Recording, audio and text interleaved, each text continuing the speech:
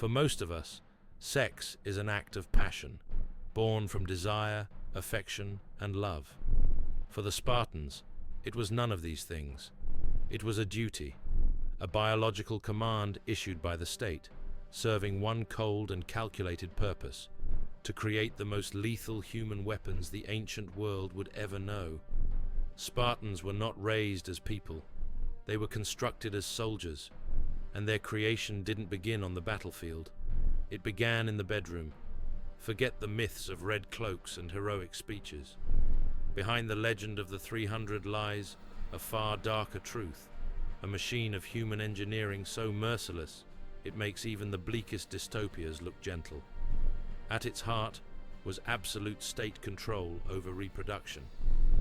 In Sparta, personal choice meant nothing when it came to love or family. The government acted as the only matchmaker, pairing citizens not for emotion, but for strength. Elder magistrates, men hardened by decades of war, inspected young Spartans like livestock, judging their height, stamina, and bloodline. He was the tall, broad-shouldered descendant of warriors. She was the strong, wide-hipped woman capable of bearing many sons. Beauty wasn't vanity, it was biology, a sign of healthy blood and strong genes. Marriage in Sparta was not romantic, it was strategic, a union forged for breeding, not affection. Love was irrelevant, desire optional. The body no longer belonged to the individual, it belonged to the state. Every Spartan's duty was to strengthen the nation through their bloodline. Women too were shaped to serve this purpose. They weren't seen as wives or mothers, they were vessels of the Spartan future. Their worth was measured by their ability to bear healthy children. From an early age, Spartan girls trained not for war, but for childbirth. They ran, wrestled, and hurled javelins, all to build endurance for the battlefield of the womb. Their will did not matter, their bodies did. They were taught that their greatest honor was to bring forth warriors for Sparta. Yet the system reached even deeper, into something almost monstrous. What happened if a warrior's wife could not conceive? Or if she bore weak children? What if another woman, married to a lesser man, was of exceptional health? Sparta had an answer, a chilling clause in its social code. A strong man could be ordered, or encouraged, to father a child with another man's wife. It wasn't considered adultery, it was service. A woman's womb could be loaned to the state, and her husband often agreed. Producing strong children, even by another man, was seen as a civic honor. Love and fidelity had no place in this design. The goal wasn't happiness, it was genetic perfection. And when a Spartan child was born, it wasn't a celebration, it was a test. The newborn was not cradled by its mother, but carried to a grim hall called the Lay. There, the Gerousia, a council of aged warriors, awaited.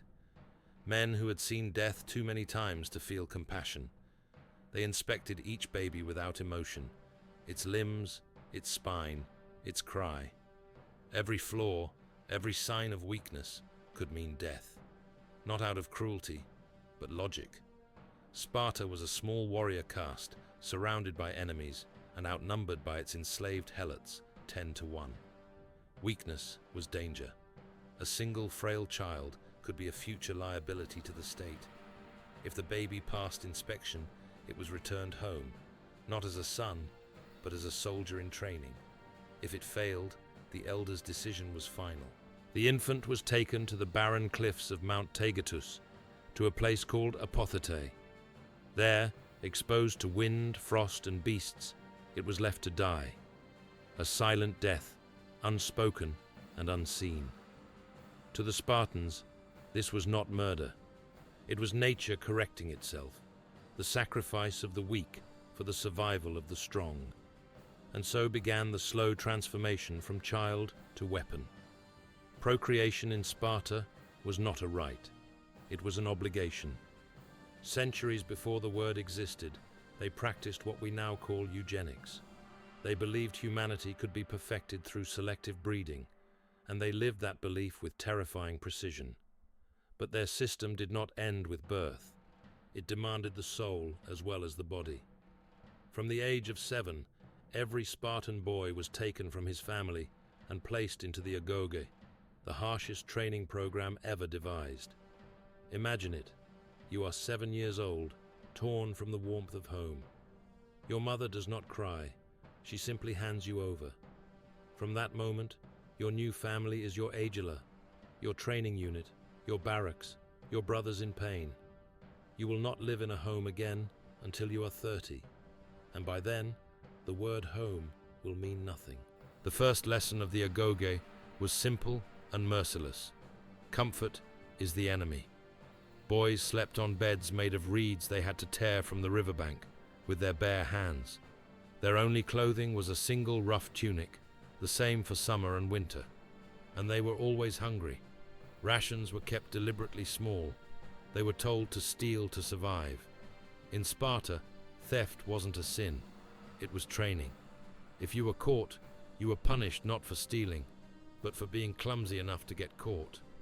The lesson was clear. Success justifies everything. Failure has no excuse. The agoge didn't just build muscle. It built predators. Cold, calculating, stripped of morality. They were taught to lie, to hide, to read weakness, and to obey without hesitation. Their greatest weapon wasn't their sword, it was silence. The word laconic, meaning brief, comes from Laconia, Sparta's homeland. Spartans were taught that words were tools, not toys. Speak only when necessary. Every sentence had to strike like an arrow. Even cruelty became a lesson. Older boys ruled the younger with brutality. At meals, they were interrogated with impossible questions. Who is the bravest man in Sparta? What do you think of the king's last campaign? There were no right answers, only traps. A pause, a wrong tone, a hesitation, all invited blows. Humiliation was public, constant, and intentional. This wasn't bullying, it was design, a psychological forge to create men who could face pain, interrogation, and fear without flinching. And then came one of the most terrifying rituals of all, the ceremony at the altar of Artemis Orthia. Boys were ordered to run and seize cheese from the altar, but to reach it, they had to pass through a storm of whips. Leather lashes tore into their flesh as they ran. The test wasn't about speed, it was about silence. To cry out was disgrace. To endure pain without a sound was glory.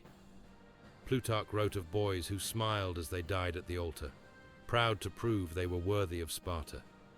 This was graduation, a baptism of blood. But what happens when a society burns away every trace of weakness? What remains of humanity? Sparta forged men of unmatched strength and hollow hearts. They were perfect warriors, but broken souls. In their world, compassion was treason, and their loyalty was soon tested by something darker still, the Crypteia. The Crypteia was not an army unit. It was a shadow, a secret death squad tasked with maintaining control over the enslaved Helots. Each year, the Spartan magistrates formally declared war on the Helots, a ritual that made killing them legal. Then, the best graduates of the agoge were sent into the countryside with only a dagger and a few scraps of food. They hid by day, hunted by night, killing the boldest and strongest of the slaves to prevent rebellion. It wasn't war, it was terror, a test of obedience, to see if the Spartan could kill without hesitation or remorse. By the time his blade was stained with blood, he had completed his transformation. A creature of the state, stripped of doubt, devoid of mercy. At 30, he was finally allowed to leave the barracks, but not to live freely. Now came a new command: reproduce. His bride, chosen by the state, was not a docile wife, but an equal. Spartan women were not victims. They were pillars of the same ideology. While boys endured the agoge, girls trained their minds and bodies for motherhood and management. They ran estates, educated themselves, and trained their bodies. In a world where Greek women were silenced, Spartan women were formidable. But their freedom was an illusion, They were not liberated. They were weaponized. Their purpose was to produce strength. Even love was engineered. Marriage was a ritual of calculated detachment. The groom would abduct his bride in the night, her head shaved, her body cloaked like a man's. They met in darkness, fulfilled their duty, and parted before dawn. The state believed passion, not love, would drive conception. Their union was not romance, it was production. A perfect soldier paired with a perfect mother, the human assembly line of Sparta. For centuries, the system worked. Sparta ruled with fear and discipline, its warriors unmatched. But perfection carries its own poison. The first poison was demographic collapse. Their obsession with purity narrowed their bloodline. Each warrior killed in battle was irreplaceable. The loss of generations of training and genes. Other cities could raise new armies. Sparta could not. Their exclusivity became extinction. The second poison was rigidity. The agoge produced soldiers who could obey perfectly, but not think creatively. When warfare evolved, Sparta could not adapt. Innovation defeated tradition. The final poison was success. When Sparta conquered Athens, Persian gold flooded the city. Luxury corroded discipline. Wealth replaced virtue. Greed infected the iron soul of Sparta. And then came the field of Leuctra. The Theban general Epaminondas did what no one had ever done. He shattered the Spartan phalanx. By concentrating his forces 50 men deep on one side, he broke their unbreakable line. A Spartan king fell, and with him, the illusion of invincibility. Sparta's power was broken, its warrior caste crippled beyond recovery. By the Roman era, Sparta was no longer a threat, merely a memory. A living museum where travelers came to watch echoes of its brutal glory. In the end, the story of Sparta is not one of strength, but of warning. A people so obsessed with perfection that they sacrificed everything human to achieve it. They succeeded in creating the perfect warrior, and in doing so, sealed their own extinction. The machine that forged heroes eventually consumed itself, leaving behind nothing but ruins, and the whisper of greatness built on cruelty, undone by its own pursuit of perfection.